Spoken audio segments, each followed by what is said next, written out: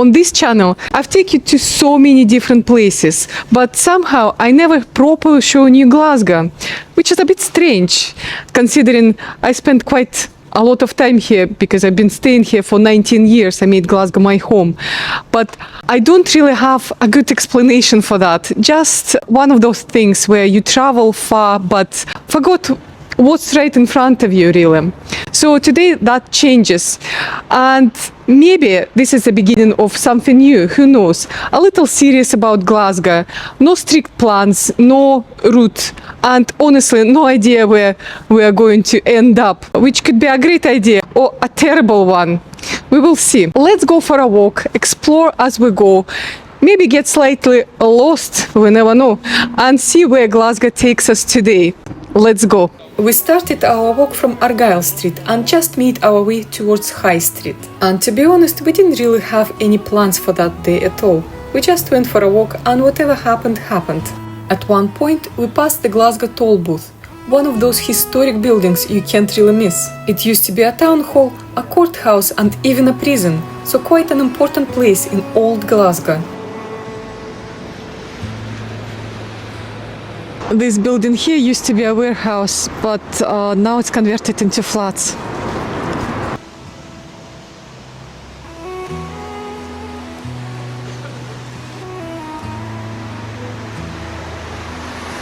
The weather is so unpredictable today. 1 minute it's sunny like now, and the next second it's just pouring down. What you can see here, it's called Drygate. Used to be the prison in Glasgow, called Duke Street Prison.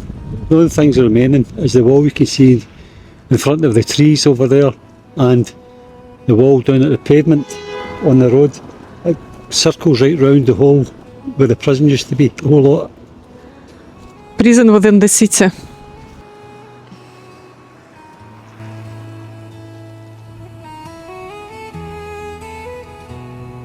So this historic building you see right now is used to be a great Eastern hotel for homeless people, worked as a hostel, and it's closed down unfortunately in 2007. But you can still see the windows, beautiful windows on the ground floor here. It's been converted into flats. That's the Tenants brewery, and you can actually get an excursion. How much is the excursion, Jim? £17 a ticket. Ooh, £17 per person. And for how long? The tour takes 1 hour. Just a quick stop at Drygate, and look at those prices. They've got £2.50 for a pint, but that's only available for people who works in hospitality and for students. All month, £2.50. I'm not sure if it's only for a month of March.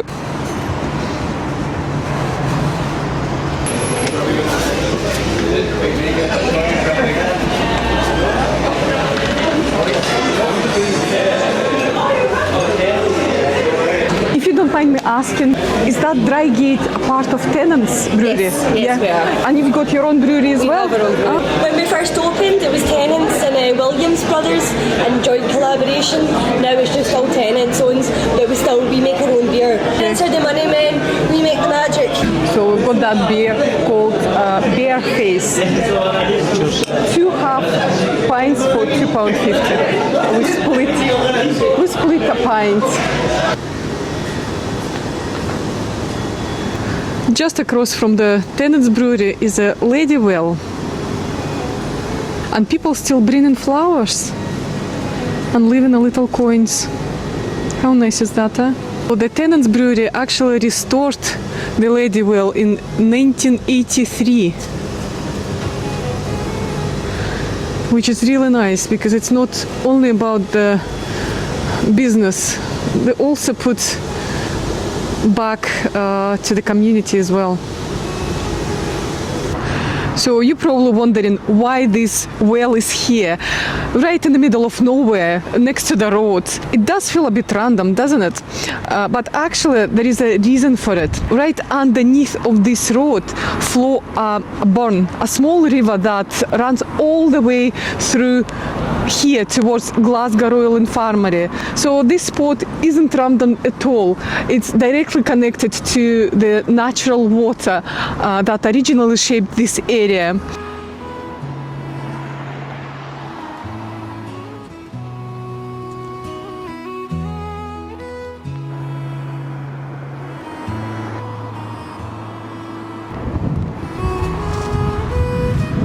So here we have the Townhead Martyrs monument. It commemorates the group of people known as the Townhead Martyrs Protestants, who were executed in the 17th century for these religious beliefs. At that time, Scotland was going through a lot of conflict over religion, and people who refused to follow the official church rules were often punished very harshly. It's a small monument, but it represents a very intense and difficult period in Scottish history. It's sunny, but it's also raining. The weather in Glasgow is so unpredictable.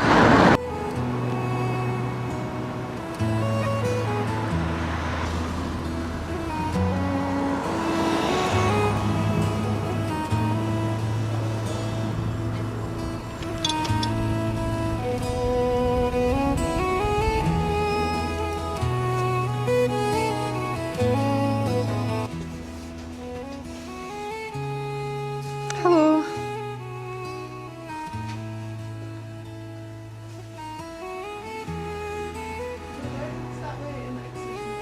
This is considered the oldest house in Glasgow, and it dates back, way back to the 15th century.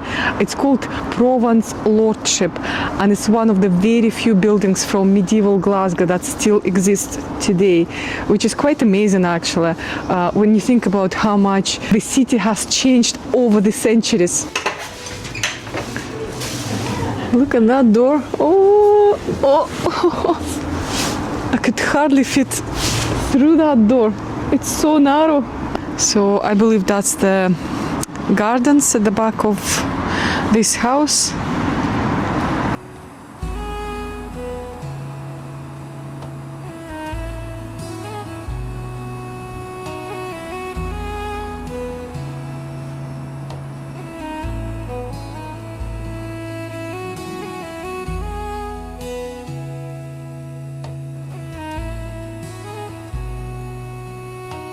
Let's go through that door again.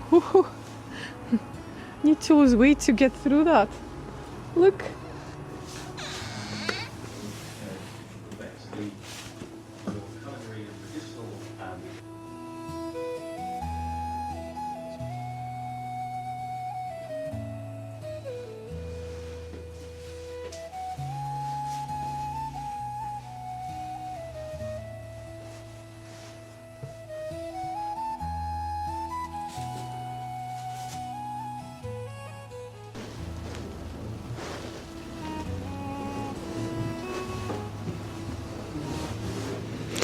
Mary Stuart, Queen of Scots.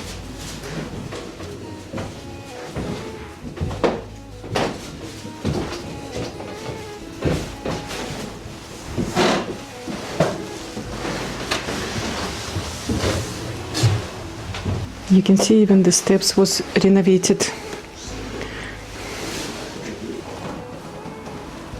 I always wanted to have seat by the window.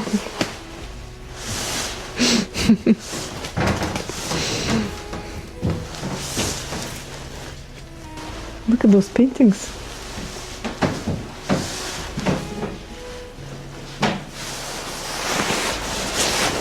So the popular pastime for girls in the 1930s. So that was the life depicted in 1930s by a Glaswegian artist Tom McGoran. 1930s, 40s and 50s. Yeah, I can see now. The year you were born. Well, not far from it.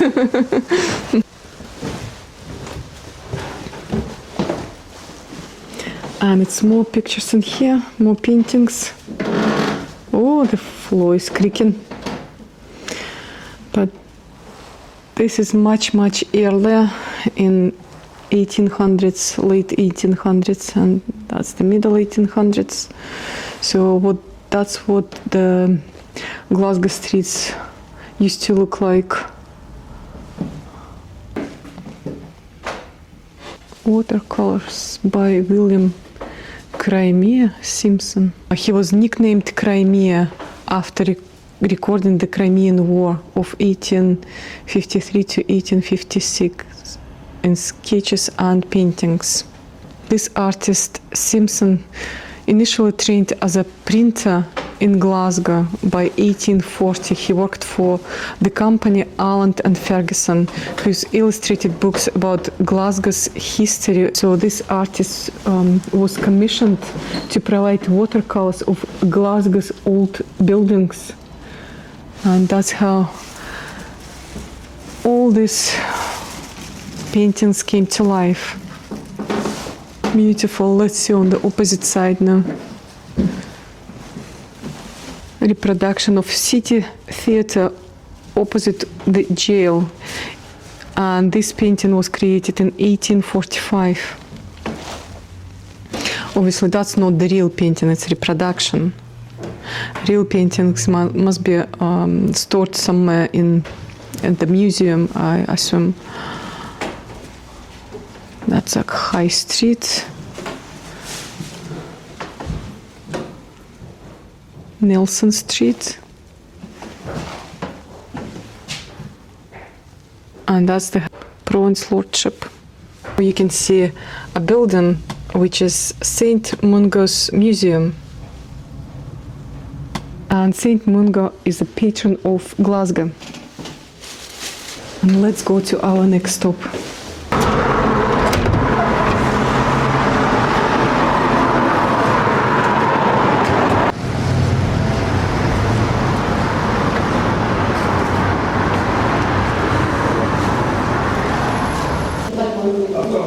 Wow, look at those stained glass windows.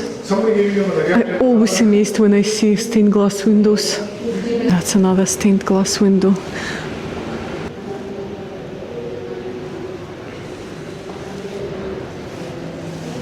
It feels very eclectic in here, with all different confessions. So that's a wee statue of god Shiva.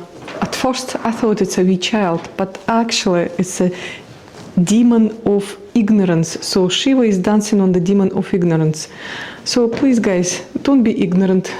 Press this video like. Where to next? I think you know the answer.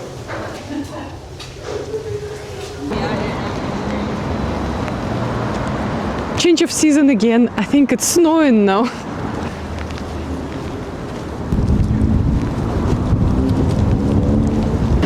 This is Glasgow Cathedral, and it's actually the oldest cathedral in mainland Scotland and the oldest building in Glasgow. It's also one of only 2 medieval cathedrals in Scotland that survived the Reformation almost completely intact. And that is quite rare, because many buildings like this didn't survive that period. And just look at the architecture. It's a beautiful example of Gothic style. You've got these tall pointed arches, narrow windows, and that dark stone that gives it slightly dramatic, almost mysterious look. It feels solid, powerful, like it was built to last, and clearly it has. The cathedral is dedicated to Saint Mungo, the patron saint of Glasgow, and his tomb is actually right here in the lower church at the center of the building. So in many ways, this is where Glasgow began. The first cathedral on the site was built in 1136 in the presence of King David I of Scotland. Part of that original structure were found underneath this one, but what you see today mostly comes from a major rebuilding in the 13th century. And although technically this area is called Townhead, the cathedral grounds and the nearby necropolis feel like their own little world within the city. It's quieter, more atmospheric, almost like Glasgow slows down here for a moment. And just to mention, this cathedral is free to visit, and they run free tours most of the days as well, so if you want a bit more background, you can easily join one.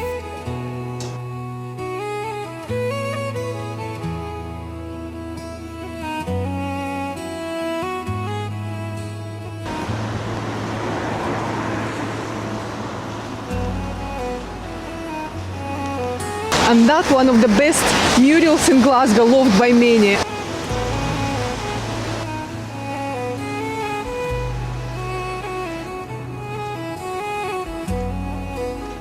That's very impressive mural. Not bad for a no-plan kind of day, but I think it's time to balance things out a little bit. Something slightly less historical and a bit more social. We carried on walking through the streets, and you know how it is when you're in a city or anywhere else for that reason, you sometimes forget to really look at it. You just take everything for granted. I did exactly like that in St. Petersburg. But now, every time I go back, I try to slow down, look at the buildings, notice the small details, and just admire them. And it's the same here in Glasgow. There is so much beauty in the architecture, if you actually take a moment to see it. And it really puts me in the mood to paint again.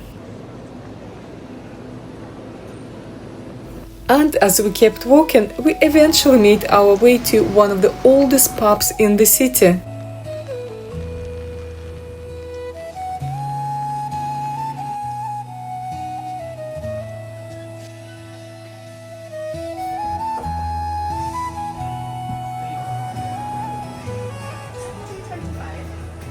This is the Scotia bar, believed to be the Glasgow's oldest pub, dating back to the 18th century. So to be honest, the main reason we came here is because I've never been inside this pub before. I walked past so many times, but actually never stepped in. And I'm always curious about places like this, because it's fascinating to see how people used to spend their time, how they lived, how they met, how they socialized centuries ago. And you can really feel that history here. It's a small, cozy, a bit worn in a good way, not fancy place. It's a simple, traditional and full of character. The kind of place where you can imagine generations of people sitting, talking, laughing, socializing, and probably have a few arguments as well. I feel like if these walls could talk, they would have a lot to say. And maybe some stories are better left untold. Thank you so much for coming along with us on this walk. If you enjoyed this video, then let me know in the comments below, please. Until next time, bye for now.